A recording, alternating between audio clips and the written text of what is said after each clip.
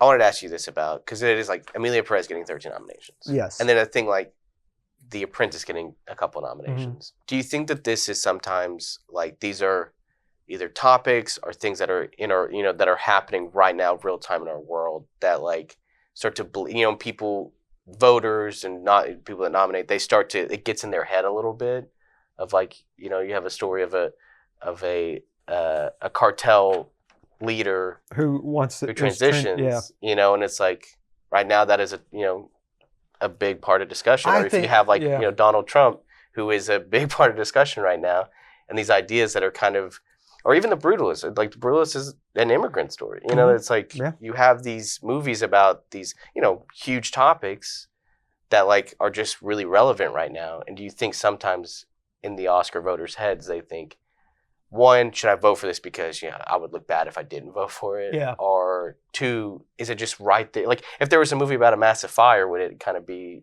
in the talk too? I don't know. I think art is always indicative of what's happening in the present. Yeah. And it's always going to be a commentary on the present.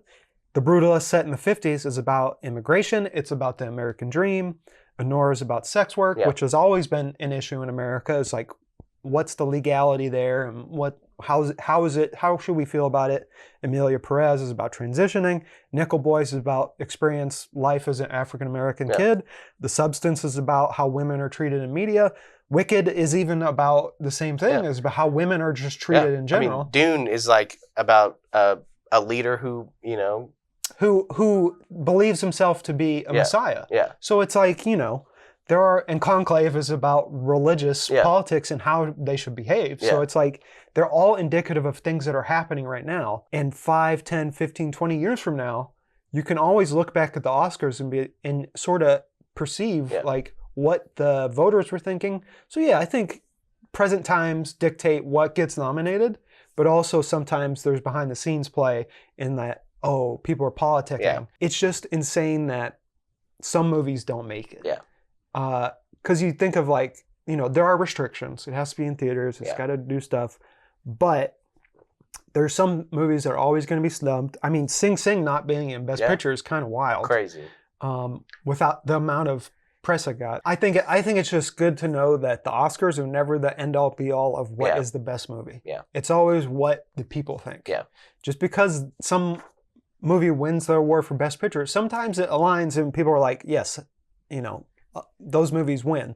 I remember Silence of the Lambs getting, as a kid, I just remember everyone talking about it, and finally watch it, like, lives up to the hype. Yeah. And then obviously Gone with the Wind and other movies live up to the hype. But then there are some, like Crash, which I saw in theaters. Or Forrest Gump. Or Forrest Gump. No, I mean, people, haters. I know. Anyways, yes, I think there's a lot of things that go into it. You're saying that Deadpool and Wolverine should have been on the Best Picture list. It should at least got costume design, I think.